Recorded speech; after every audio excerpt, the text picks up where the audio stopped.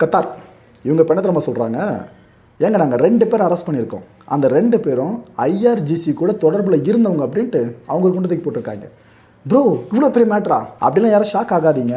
எல்லா நாடுகள்லேயும் மற்ற போட்டி நாடுகளை சேர்ந்த பல பேரும் இருப்பாங்க. ஏன் உங்கள் நாட்டுக்குள்ளே இருக்க சிட்டிசன்ஸாக இருந்து அவங்க இன்ஃப்ளூயன்ஸ் பண்ணி வச்சுருப்பாங்க. அவங்களே உங்கள் நாட்டை காட்டி கொடுக்குற ஸ்பையாக கூட இருக்கலாம். இப்படி எல்லா நாடுகளும் இருக்க தான் செய்வாங்க. அதில் 2 பேரை நாங்கள் தூக்கிடுவோன்னு கத்தார் இப்போ சொல்லியிருக்கு.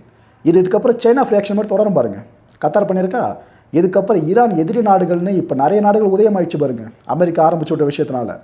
இதுக்கப்புறம் அவங்களும் அனௌன்ஸ் பண்ணுவாங்க, நாங்கள் எங்கள் நாட்டில் 10 பேர் பிடிச்சிட்டோம், அந்த நாட்டில் ஒரு 5 பேர் பிடிச்சிட்டோன்னு இப்படியே சொல்லிட்டு இருப்பாங்க. அதாவது ஈரான் உளவு பார்த்து இதெல்லாம் பண்ணுறது தப்புன்னு கடைசியில் ஸ்டேட்மெண்ட்டில் கொண்டு வந்து நிற்பாங்க. ஆனால் உலகத்திலே நல்ல உளவு அமைப்பு, நல்ல திறமையான வீரர்களை வச்சுருக்க உளவு அமைப்புன்னு மொசாத்தை நம்ம பெருசாக பேசுவோம். அங்கே பண்ணால் சரி, இங்கே பண்ணால் தப்புன்ற மாதிரி தான் ப்ரொஜெக்ட் பண்ணுவாங்க. வெயிட் பண்ணி பாருங்கள்.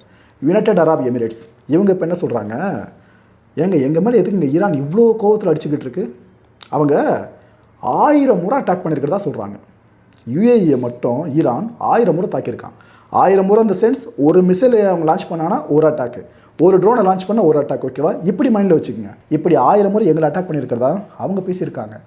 இது எல்லாம் பார்த்து இந்த கல்ஃப் அமைப்பு இருக்குல்ல, அவங்க செம அப்செட்டு. ஏன்னா அவங்களால அமெரிக்கா இஸ்ரேல் உதவி இல்லாமல் ஈரானை தொட்டு கூட பார்க்க முடியாது இந்த கல்ஃபால்.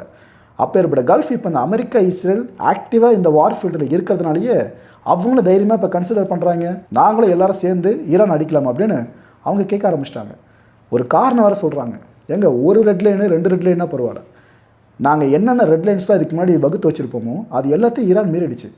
எங்கள் நாட்டுக்குள்ளே இந்த இடத்துல அடித்தா நாங்கள் ஈரானை திருப்பி அடிப்போம்னு சில ரெட் லைன்ஸை போட்டிருப்போம், அதெல்லாம் தாண்டி இது எங்கேயோ போய் அடிச்சுக்கிட்டு இருக்கு.